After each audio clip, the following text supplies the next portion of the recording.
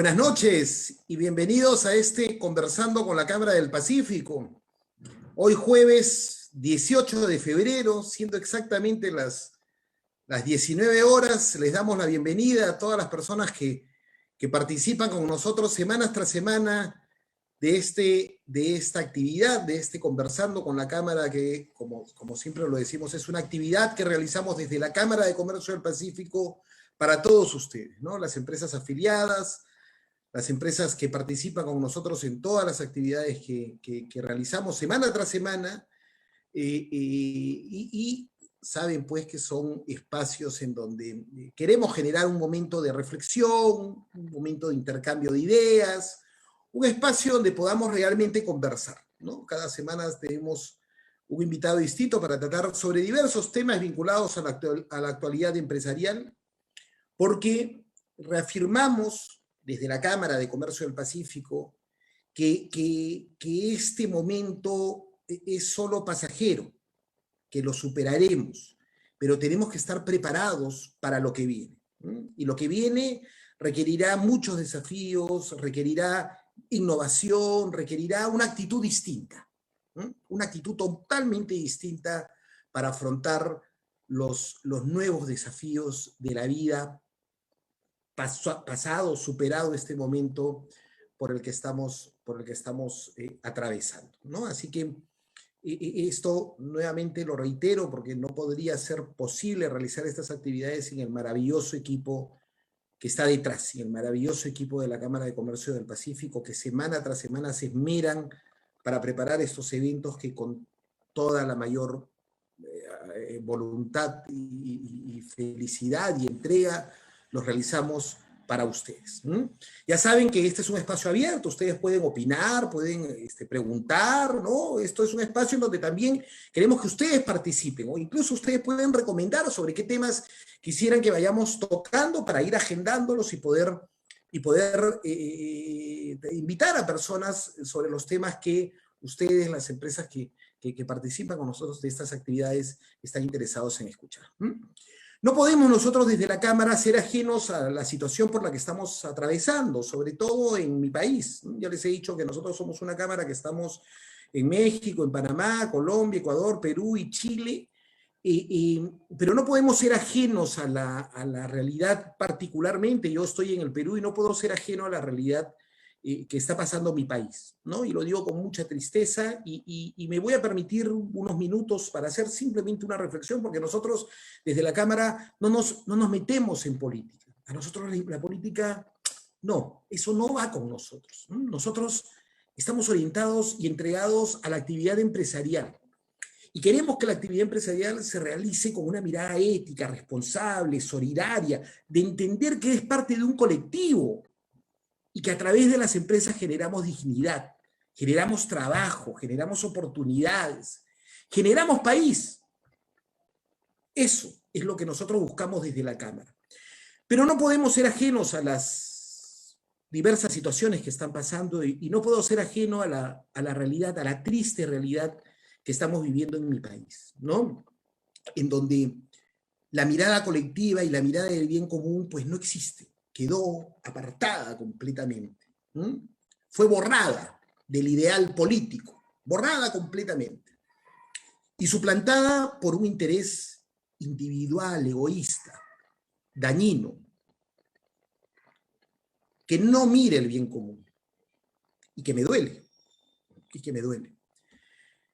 porque sufrimos, porque tenemos gente cercana que sufre, porque tenemos a los médicos que semana tras semana, día tras día, arriesgan su vida por otros, por desconocidos.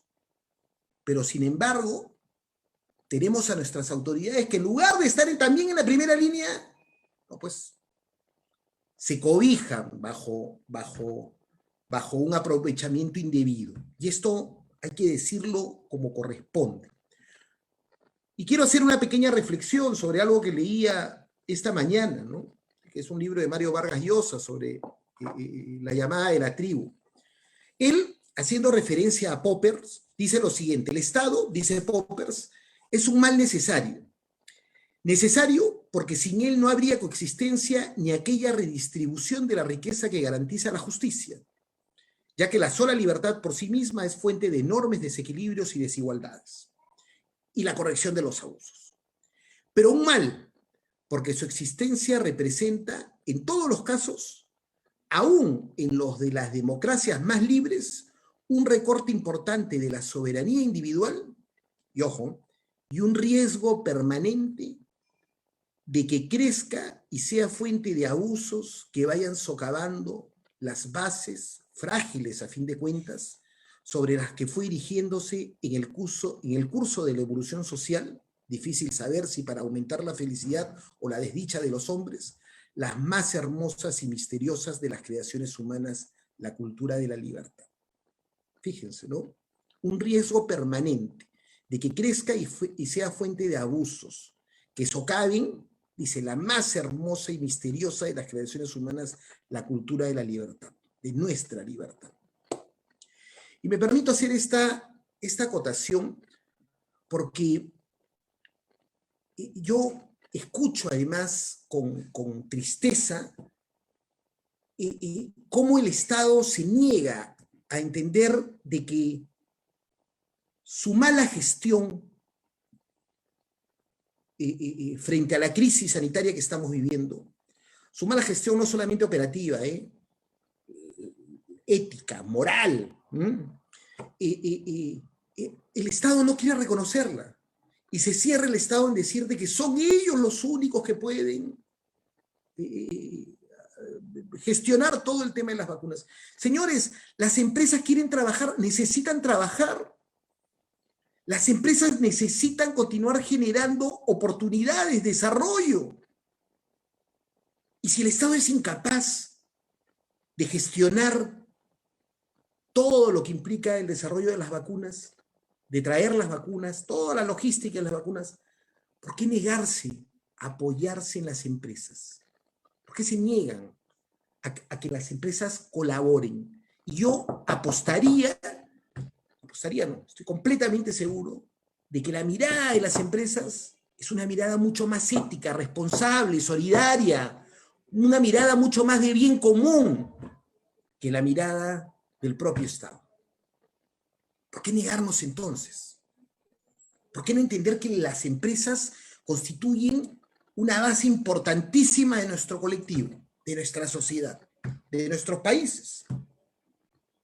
¿Por qué negarnos? ¿Por qué mejor no mirar a la empresa como un aliado y decir, empresa, trabajemos juntos? O sea, nuestras familias lo necesitan, la familia de mis colaboradores lo necesitan. ¿Por qué negarnos? ¿Por qué esta mezquindad? Y dejo simplemente la interrogante porque, claro, todos debemos innovar.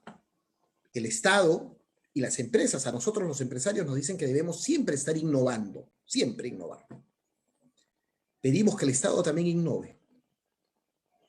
Pedimos que el Estado también sea capaz de articular procesos dirigidos a atender el bien común, atender las necesidades, con una mirada solidaria, no egoísta, con una mirada transparente, de gestión responsable, de gestión pública responsable. Y lo invocamos, porque creemos que vamos a salir de esto en la mirada en que el Estado entienda de que el reto es un reto conjunto, no solo del Estado, sino también de nosotros las empresas. Y para eso tenemos que innovar y tenemos que asumir estos desafíos como corresponde. Me he extendido un poquito en esta pequeña introducción. Quería hacerlo porque, claro, hoy vamos a hablar sobre un tema muy interesante que es el Design Thinking, la herramienta para fomentar la innovación.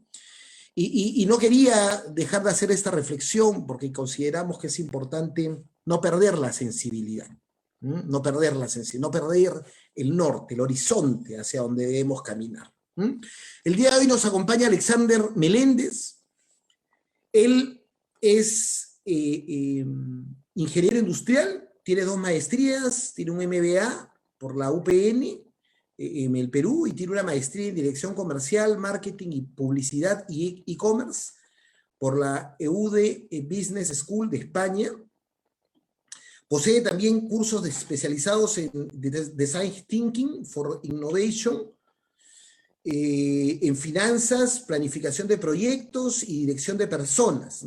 Cuenta con experiencia multisectorial en empresas nacionales y multinacionales, ocupando cargos de alta dirección, diseñando estrategias y metodologías disruptivas con grandes resultados, ¿no? Y actualmente se desempeña en el cargo de director de MC Business Capital y le damos una cordial bienvenida a Alexander.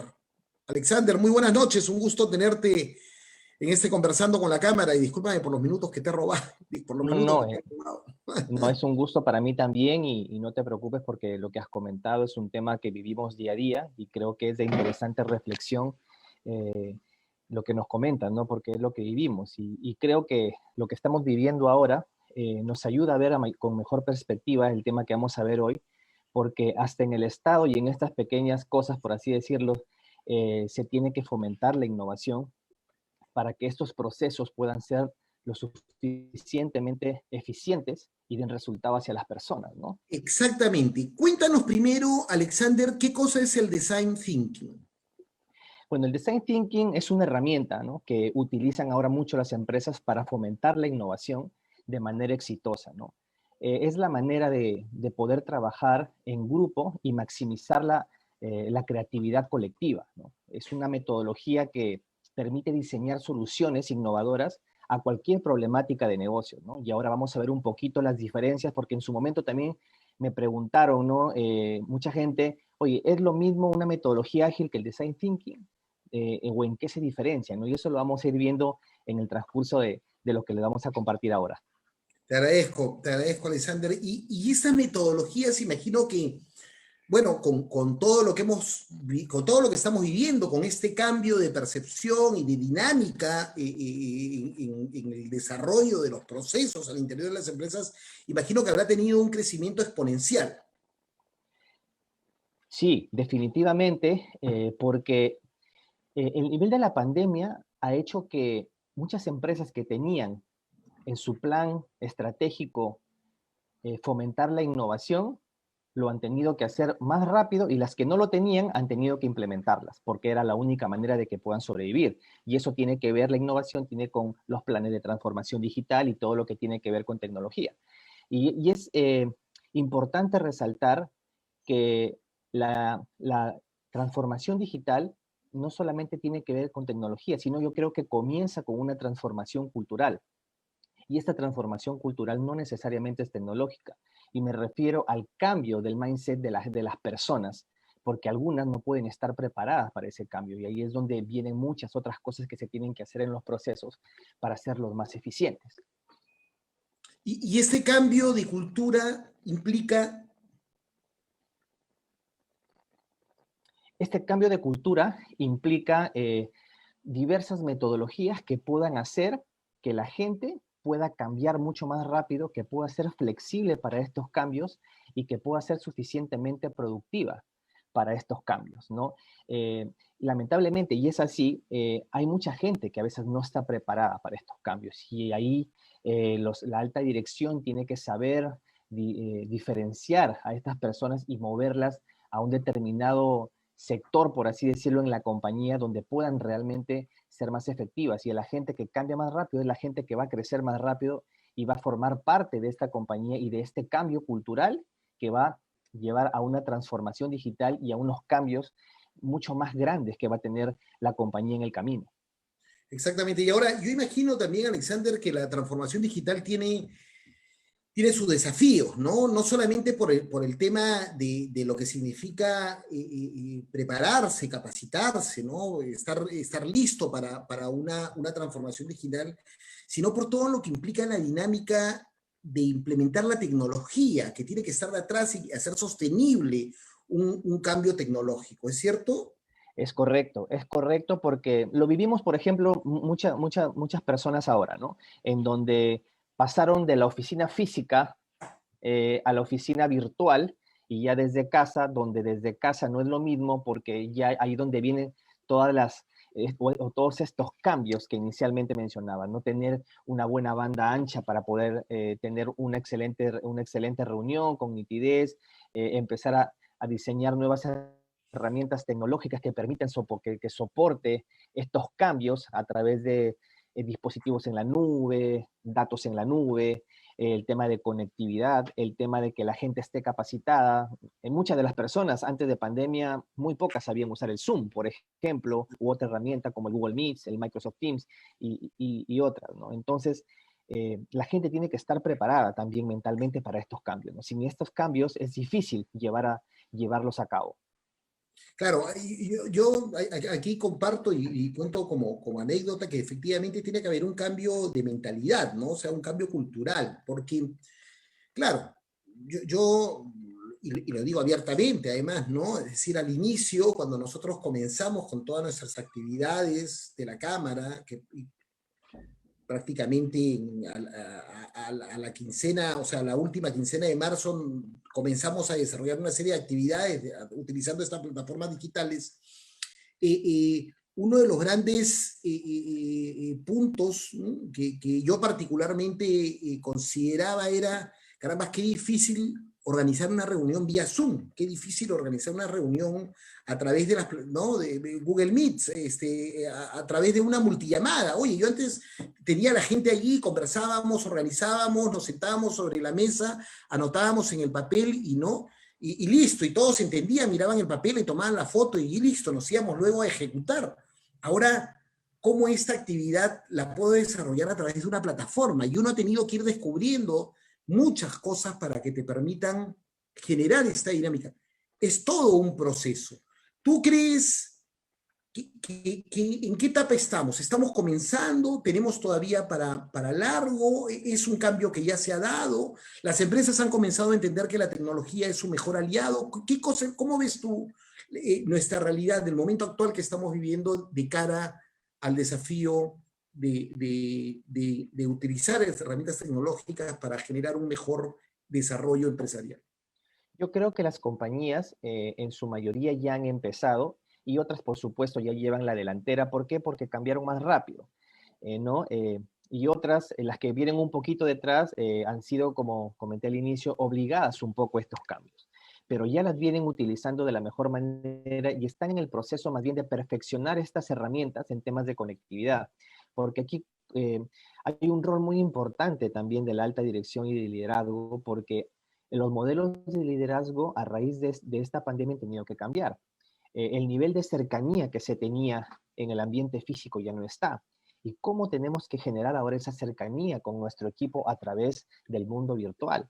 ¿No? Y hay para eso muchas herramientas adicionales o metodologías que se han venido dando, que se han venido aprendiendo y que se han tenido que aprender, mejor dicho, para poder llevar eh, estos cambios, ¿no? Porque yo antes podía llamar a alguien de mi equipo, conversaba y le daba un feedback de repente personal. Ahora tengo que incurrir mucho en más preguntas inicialmente personales, de ver cómo están, cómo está su familia, cómo le está pegando socialmente, familiarmente, esto, porque tenemos gente que a veces no dice nada y si uno no pregunta no se la dicen. Y yo he visto muchos casos de personas que su productividad bajó y no necesariamente por la pandemia, sino porque justamente por esta pandemia se le enfermó un familiar o lamentablemente de repente falleció. Entonces su actitud hacia el trabajo o incluso, porque la gran mayoría de empresas también ha llegado a eso, que desde el gerente general hasta el último eslabón han tenido que bajarse el salario para poder mantener el equipo completo.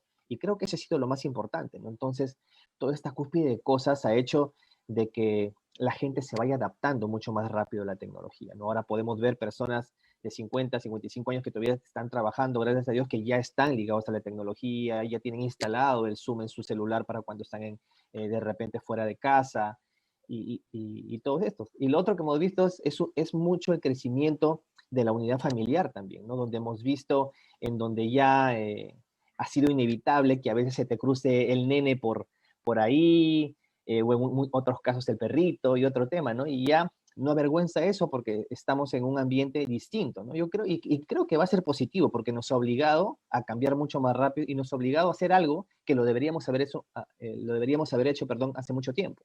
Exactamente. Y la semana pasada conversábamos con Tami Quijandría, una queridísima amiga de la Cámara, sobre el clima laboral en trabajos remotos y comenzaba ella diciendo, claro, nuestra vida de un momento a otro tuvo que cambiar completamente, ¿no? Y claro, uno lo que ve, ¿no? Lo que proyecta es este espacio, este cuadrado, un rectángulo, ¿no es cierto?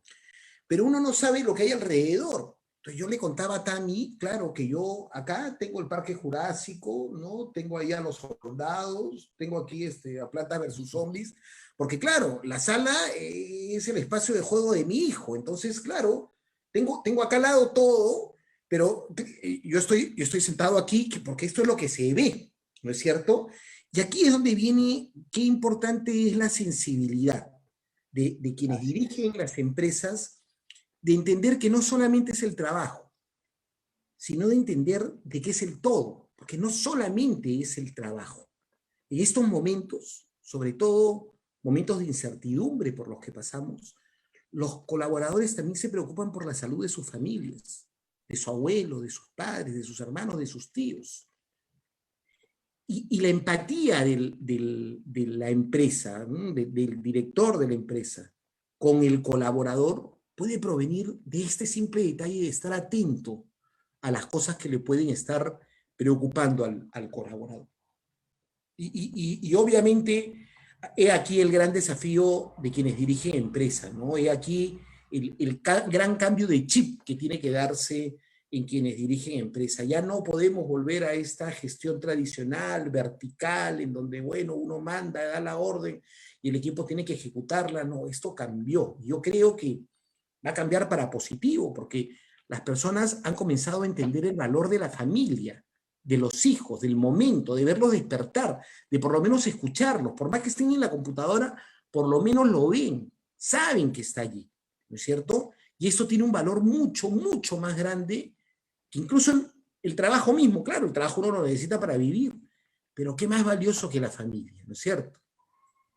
Sí, totalmente, ¿no? Y compartía un pensamiento hace ya unas semanas atrás en LinkedIn, me acuerdo, y ponía lo siguiente, ¿no? Porque es algo que uno reflexiona y decía, tú puedes ser el CEO de la compañía o el CEO de la compañía, pero si mañana no estás, simplemente buscan a otro, pero tu familia siempre va a estar en casa esperándote, ¿no? Y tu familia Sí. siempre te va a dar el soporte y es la que te va a mantener. Entonces, esto nos ha ayudado a tener, como bien dices, una mayor sensibilidad y a darnos cuenta que es lo más valioso. Para nada estoy menospreciando el trabajo, al contrario, es una bendición tenerlo, pero nos damos cuenta de qué es lo más importante, ¿no? Exactamente, esto comparto totalmente, el trabajo no se puede menospreciar, el trabajo es una bendición, el trabajo hay que quererlo, ¿no? Hay que valorarlo como tal, ¿no? Pero nada de eso se puede desarrollar si es que no tienes primero a tu familia, ¿no? Que es tu soporte emocional, es tu principal soporte de cualquier cosa y cualquier desafío que asumas, ¿no?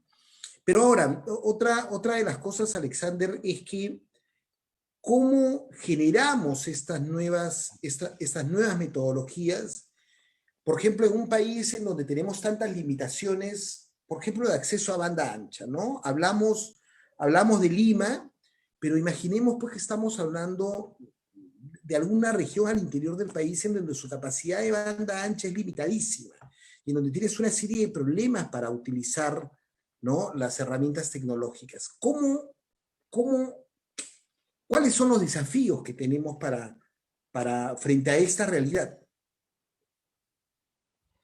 Yo creo que uno de los mayores desafíos, y es algo que se viene conversando mucho, incluso venimos escuchando en diversas noticias, es el desarrollo de infraestructura, ¿no? Y el desarrollo de infraestructura tiene que ver con infraestructura tecnológica también, el tener mayores antenas, antenas que de repente en su momento puedan ser subsidiadas eh, o con un aporte del gobierno para que toda la gente pueda tener ese acceso. Yo me acuerdo hace muchos años atrás, cuando yo trabajaba en Telefónica, fui una de las personas que lideró este proyecto en su momento en el gobierno de Alan García, y para nada estoy siendo político, simplemente estoy midiendo los tiempos.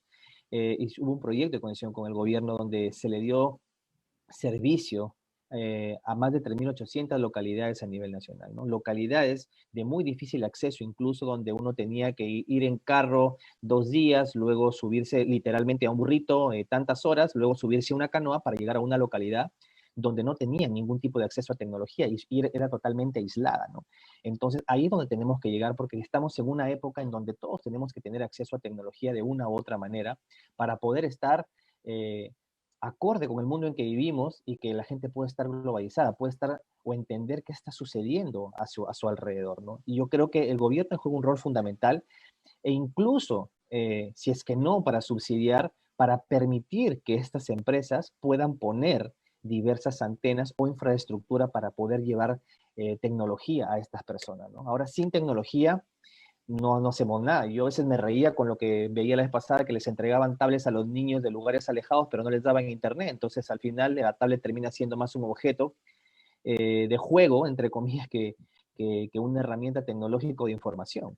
Bueno, he ahí justamente, Alexander, la gran brecha que existe entre el Estado como órgano de gestión y la realidad de nuestro país, ¿no? Yo recuerdo, solo para contarlo también como algo que me sucedió hace algunos años, 2011, en Santa Clotilde, esto habrá sido noviembre del 2011, acababa de comenzar el gobierno de Humala, estaba en Santa Clotilde queda de Iquitos, navegando por el río Napo hacia la frontera con el Ecuador, a 7 horas, navegando en el rápido, a toda velocidad, 7 horas, navegando, 7 horas, ahí hay el Manhattan del Napo que yo le llamo, porque era una única vereda y tenía un teléfono todo el pueblo, y tenía un centro de salud, ¿no? Y en este centro de salud yo participaba como parte del directorio del centro de salud.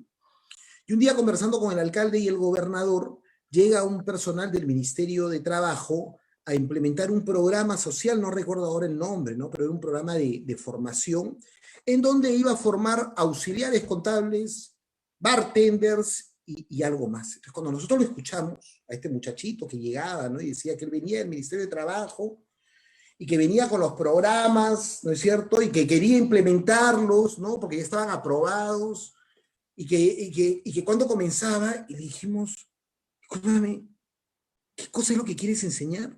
Auxiliares contables. ¿Tú sabes dónde estás, muchachito? ¿Tú sabes dónde estás? Bartenders, o sea, ¿tú comprendes qué cosa es esto? ¿Tú entiendes qué cosa es lo que se necesita aquí?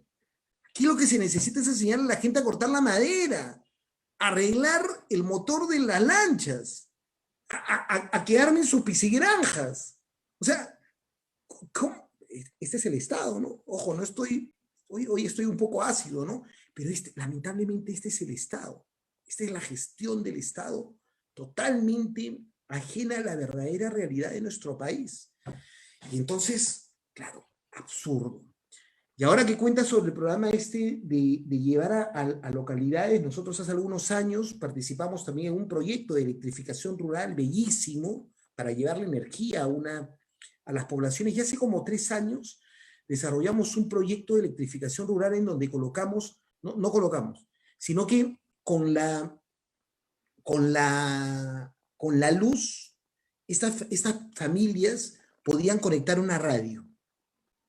Y conectando la radio, podías educar a estas familias a través de las radionovelas, ¿no? O sea, cosas que no sé, que uno dice, no, pero eso ahí ya no existe. No, no. En nuestros países existe todavía, porque la diferencia geográfica y de accesibilidad a infraestructuras es totalmente distinto en las capitales de las regiones y al interior de las regiones, ¿no? Por eso lo que tú señalas es importantísimo y ahí siempre creemos que los gobiernos deben tener una postura un poco más proactiva para el tema de la inversión, ¿no? Las asociaciones público-privadas que funcionan tan bien, pero con transparencia, ¿no? Sí, Para permitir accesibilidad. por supuesto, ¿no? Y sobre todo yo creo que comienza por hacer un análisis y conocer la realidad en que vives. Tú lo acabas de dar en un ejemplo en la localidad esta de Iquitos, de Santa Clotilde, ¿no? O sea, yo tengo que ser consecuente. Inicialmente yo lo conversaba con muchas personas, incluyendo familia, de que tú para implementar una medida de emergencia, por ejemplo, en este caso de pandemia y encerrar a la gente en su casa, tiene que ser por lo menos analizado de manera concreta, ¿no? O sea, a ver, yo digo, es una cosa tan sencilla, oye, si nuestra población es 80% aproximadamente informal y de ese 80%, 75% trabaja del día a día, tú le encierras 2 días y se muere. Así. Entonces va a haber la manera de hacer otras cosas. Entonces yo decía, ¿no? ¿Por qué al contrario de encerrarla, de repente 15 días está bien, pero después mejorar las medidas de protección, de prevención y de mirar que realmente estos estándares se cumplan. Con eso creo que hubiéramos hecho mucho más que hacer, muchas empresas han quebrado, que hacer quebrar tantas empresas, que hacer que reduzcan tanto personal, y es un poco de sentido común, no hay que ser el doctor, el tener el PhD en tal universidad para darse cuenta de algo tan sencillo, ¿no? Como bien lo decías, vas a enseñarle a una persona en esa localidad cosas que nunca va a usar, ni siquiera tienen un bar para ser bartender, Exactamente. ¿no? Entonces, ya llegando a un punto a este tema, nos damos cuenta que estas herramientas nuevas nos ayudan a ver mejor, pero hay que saberlas utilizar y hay que tener también la determinación de hacerlo, ¿no? Y ya iba lo que te comentaba al inicio, ¿no? O sea, ahora hay también no solamente la tendencia a usar metodologías ágiles, que hay muchas, ¿no? Ahí está el Kanban, están los famosos Scrums y otras más, pero las metodologías ágiles, ahí está la diferencia, están hechas para resolver problemas predefinidos o manejables, ¿no? El design thinking no, al contrario, se centra en encontrar puntos claves y resolver problemas complejos que no tengan o que no tengan una solución clara, ¿no? Entonces, para identificarlos, hay preguntas de repente muy sencillas que uno se puede hacer y es lo que se trabaja en el design thinking, ¿no? Por ejemplo, ver si el problema se centra en las personas, cuán claro es el problema o qué nivel de certeza tengo en los datos disponibles, ¿no? Entonces, ahí vemos, a ver, si la metodología, eh, para utilizar esta metodología, hay poca gente involucrada, se utiliza un método tradicional. Si hay que entender y manejar grandes grupos de personas o está involucrada mucha gente, ahí es donde metemos el design thinking, ¿no? Si toca analizar eh, eh, con pocos datos o buscar acuerdos, ahí utilizamos el design thinking. Pero si hay fuentes claras y datos análogos disponibles y el problema se entiende, entonces usamos los métodos tradicionales, ¿no? Y es interesante verlo desde este punto porque esto desencadena muchas ideas y hace que la gente se vuelva más creativa, ¿no? Claro. Porque nos centramos ya prácticamente en algo que en su momento no tenemos idea, entonces hace que la gente pueda entrar en un análisis mucho más profundo y hacer una lluvia de ideas para encontrar el problema, ¿no? Y encontrar la solución, lógicamente. Exactamente. Interesante punto, Alexander. ¿Y cómo generar en los líderes, ¿no? En quienes dirigen las empresas esta predisposición? ¿No? ¿Cómo ves tú? ¿Hay esta predisposición? Yo creería que sí, que, claro. Ahora más que antes, Ahora dada más. esta situación que estamos viviendo, yo creo que ha sido positiva en muchos casos y uno de ellos es este, en que ya dejamos con mucha mayor rapidez de tener los famosos jefes y nos hemos convertido en líderes, ¿no? Eh, o se han convertido los jefes en líderes o se han tenido que convertir en líderes. Y eso ha hecho desarrollar nuevas herramientas de liderazgo como mayor capacidad de escucha que de hablar, ¿no? Una mayor profundidad en el feedback, la capacidad de comunicar efectivamente, ¿no? Y todas las otras habilidades blandas que necesariamente ahora tiene que tener un líder, porque si no, este líder va a dejar, entre comillas, de serlo muy, muy pronto, porque la gente es más dinámica, es más, ahora en el mundo de los recursos humanos vemos que los perfiles han cambiado, porque la vida en la oficina ha cambiado.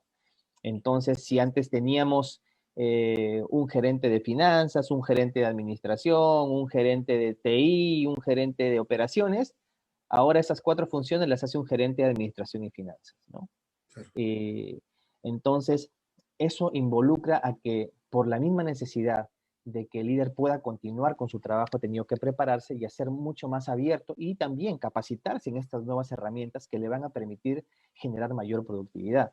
Porque por supuesto, el design thinking genera mayor productividad siempre y cuando sea utilizado de la manera adecuada, no simplemente como una herramienta ya y lo hacemos determinadamente así, no, Por sino ejemplo, por ejemplo, Alexander, ¿nos pones un ejemplo de cómo utilizar adecuadamente esta herramienta? sí, por supuesto, y eso es lo que mencionaba inicialmente, ¿no? O sea, primero uno tiene que analizar, hay cuatro preguntas base que se hace para el design thinking, ¿no? Una es ¿qué es? O sea, definir en dónde estás. Y la segunda pregunta es, ¿qué pasa si? O sea, ahí es donde hacemos el brainstorming, desarrollamos diferentes escenarios ante la misma situación, y eso ayuda mucho. ¿Por qué? Porque hay mucha gente que en un momento, cuando parte de un problema, dice, ya, la solución es esta, pero nunca se genera escenarios. Entonces, y dice, no, pero eso nunca va a pasar, y termina pasando, y en ese momento cuando pasa no sabes qué hacer. En cambio, con esta herramienta te genera escenarios hasta que en su momento pueden parecer unos escenarios que no van a pasar nunca, que pueden ser tontos, no, pero en el Design Thinking se valora toda idea y todo escenario, porque eso nos permite encontrar soluciones claras ante una eventual situación. La tercera pregunta es, ¿qué sorprende? O sea, ¿qué vemos realmente que pueda cambiar, que pueda sorprender y que pueda hacer este proceso o esta determinada situación mejor? ¿No? Y después al final, ¿qué funciona? De todo lo que ya hemos visto, de todas las ideas que tenemos, ¿qué funciona realmente? ¿Qué es lo que podemos hacer ahora? ¿No? Y para eso hacemos ciclos de feedback rápido, minimizamos los costos de llevar a cabo algunos experimentos que no tenían sentido. Nos damos cuenta que en este momento es crucial para fallar temprano, para tener éxito después, ¿no? Y hacer sacrificios clave en esta etapa es claro, ¿no? Y ahí es donde desarrollamos y nos damos cuenta que hacer una investigación adecuada y tomarse el tiempo de ver y de establecer un criterio claro para esta herramienta de diseño nos llevan al éxito, ¿no? Entonces, esas son las 4 preguntas clave que uno se hace. Ahora, entre las etapas del Design Thinking, tenemos 5, básicamente. Una es el empatizar, que es el primer paso donde entendemos a los usuarios, ¿no? Claramente nos ponemos en sus zapatos. La segunda es definir, para ver la información que tenemos y qué es de utilidad para poder analizarla, ¿no? Y luego la tercera es la idea, para una vez definido el problema, ver las soluciones y diseñar escenarios, como ya lo había comentado. El cuarto es el prototipo, y el prototipo hablo de que puede ser un diseño de un servicio, de un nuevo producto, para seleccionar estas ideas que se van a transformar en estos prototipos que ayuden a visualizar las soluciones, ¿no?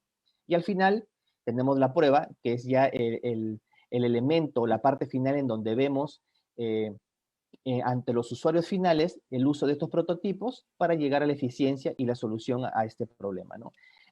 Pero de ahí creo que partimos para poder, y como lo hablaba al comienzo, ¿no? Primero definir si es un problema tradicional o un problema difícil, para saber qué herramienta utilizar, porque el design thinking no sirve para todo, ¿no? Exactamente. Pero sí sirve para muchísimo, sobre todo en esta etapa en donde necesitamos generar más ideas creativas y Es, aumentar el deseo de innovación. totalmente, totalmente. Yo comparto, este es el momento en donde tenemos que ser más creativos y cambiar, ¿no? Nuestros hábitos en el uso de las tecnologías. Quiero unos minutos, Alexander, Uh -huh. leer algunos saludos de Carlos Julio García Rojas, que nos saluda desde Villavicencio, Meta, Colombia. Nos hace una precisión y válida, dice el Estado somos todos, tal vez hablas del gobierno, cuando comencé, hablo de la gestión pública en realidad, ¿no? Que la gestión pública está a cargo del Estado, ¿no? Es el Estado el responsable de la gestión, de su propia gestión. Y es aquí donde viene la crítica, o en todo caso la esperanza de que el Estado pueda entender de que esa gestión, lamentablemente deficiente, pueda apoyarse o pueda tener la colaboración del empresariado para que se pueda desarrollar de manera más efectiva. ¿Mm? Un gran saludo para nuestro presidente, el doctor Alberto Zapater, que nos hace una anotación bien interesante, nos dice muy buen punto, ¿no? Creo que la dicotomía salud-economía es falsa. Con todo mi respeto, los médicos suelen presionar por cuanto las cuarentenas quizá son lo más efectivo bajo el supuesto de que tienes recursos para vivir. Tampoco se trata de dejar que cada uno haga lo que quiera, ¿no? El Estado no es médico, pero debe escuchar a los médicos igual que a los empresarios de todas las categorías y tamaños, y ahí decidir qué es lo que puede y debe hacerse, ¿no? En realidad debe ser el sabio que indica el camino con sabiduría y no por presiones, y comparto plenamente su precisión, doctor Zapatera. Hay una responsabilidad nuestra, de nosotros como personas también, enorme, enorme, que allí hago referencia que, claro, también nosotros muchas veces nos negamos a aceptar por diversas situaciones o por diversas razones. Entonces allí, como siempre lo decimos nosotros en la Cámara, a las empresas que participan con nosotros, la responsabilidad es la clave del éxito, la clave para salir del punto donde estamos. Tenemos que ser muy responsables con nosotros y con nuestros colaboradores. Alejandra Meléndez dice: un capo y excelente profesional, Alexander, importantísimo lo que comentas. Ernesto Saíno nos manda un gran saludo, ¿no? Nadia Meléndez nos dice: totalmente acertada las etapas del design thinking. Es cierto que no es aplicable para todos, pero es de suma utilidad cuando se aplica correctamente, ¿no? Exactamente, yo también creo que esto es importante aplicarlo correctamente. Y Jorge Sánchez, nuestro querido Jorge Sánchez, que nos saluda desde Comodoro Rivadavia, en la Patagonia Argentina. Qué ganas de ir a saludarte, querido, querido Jorge. Ya habrá tiempo para vernos. Alexander, ¿y cómo entender esto? Porque claro, lo hablamos al inicio y quedó allí. ¿Cómo entender esto desde la óptica del Estado? ¿Es posible entender una metodología de este tipo a nivel estatal?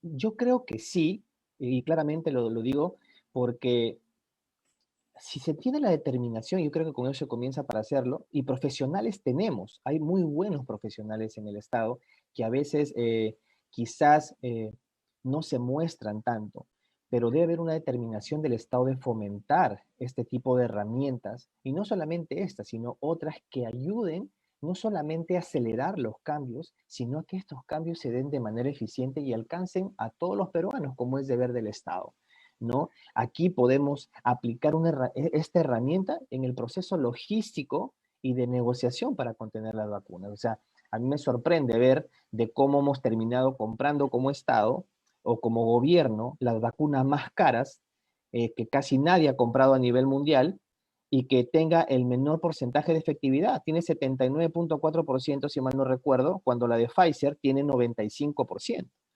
Es inconcebible.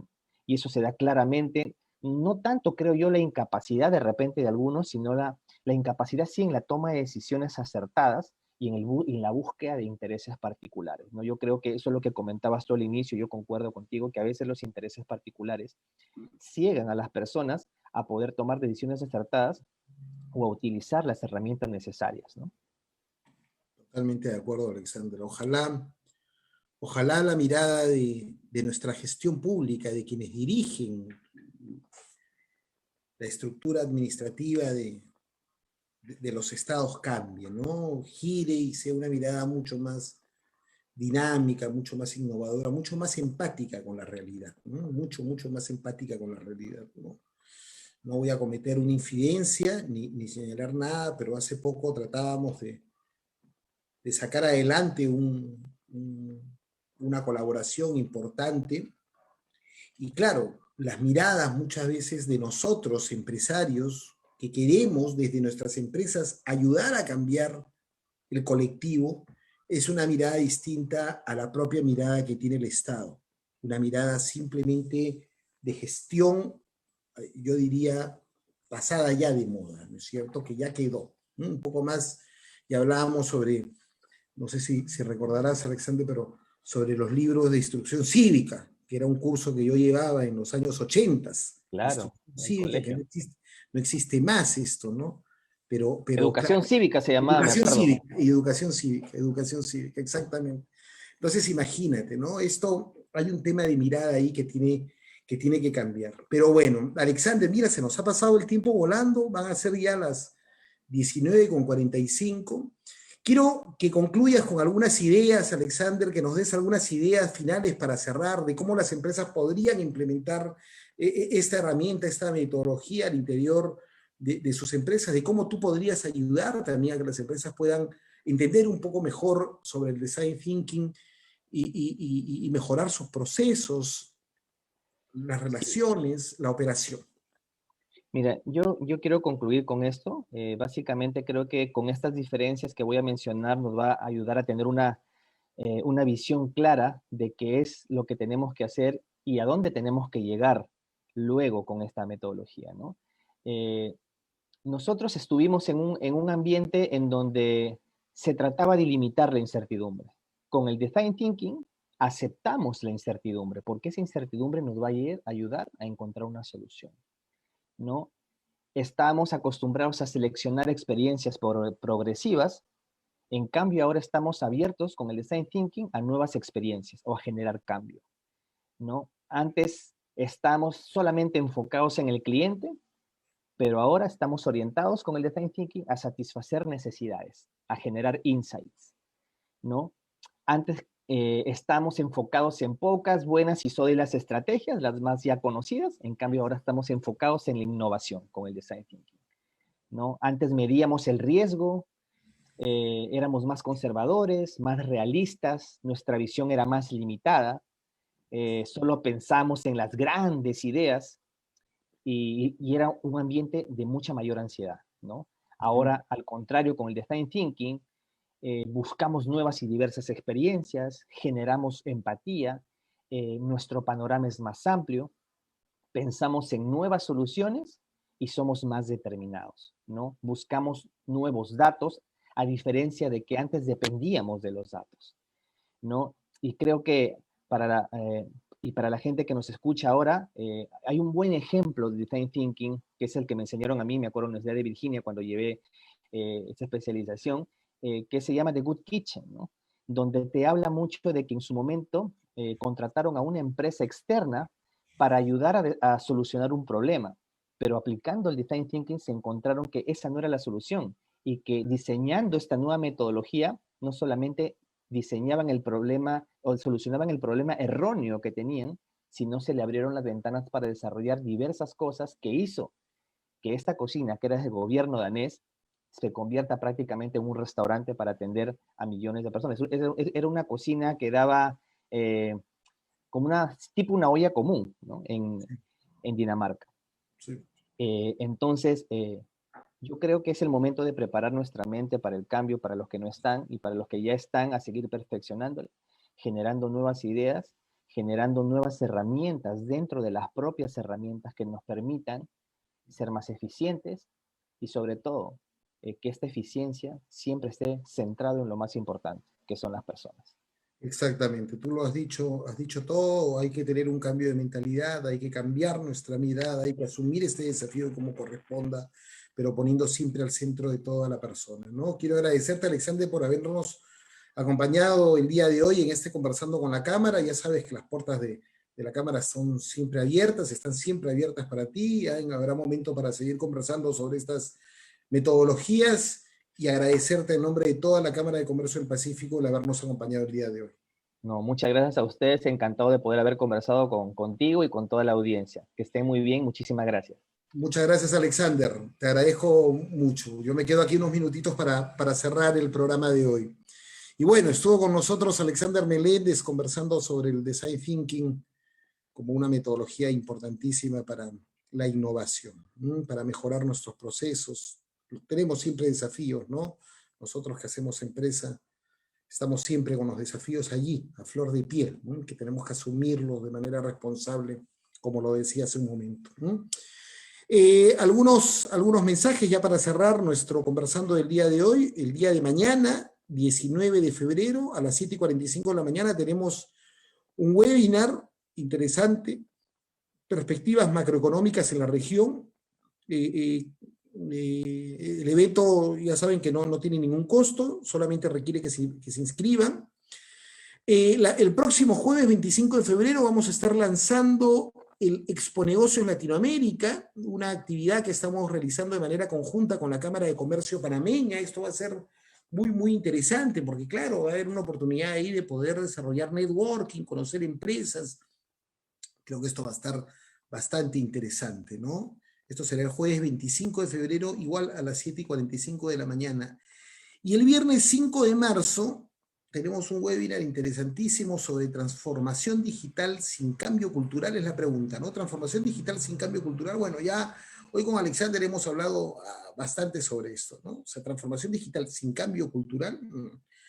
Esto será el día 5 de marzo, me parece. Entonces, agradecerles por la sintonía el día de hoy. No olviden que se tienen que cuidar, no olviden que tienen que cuidar a sus colaboradores, no olviden que el desafío todavía es grande en nuestros países y que tenemos que asumir responsablemente el momento que nos toca, ¿no? Cuidándonos mucho, usando la mascarilla, lavándonos las manos y cuidando a los nuestros. Ese es el desafío que tenemos para superar este momento duro que nos toca pasar el día de hoy y mirar con expectativa lo que se viene. Y ahí nuestra gran responsabilidad.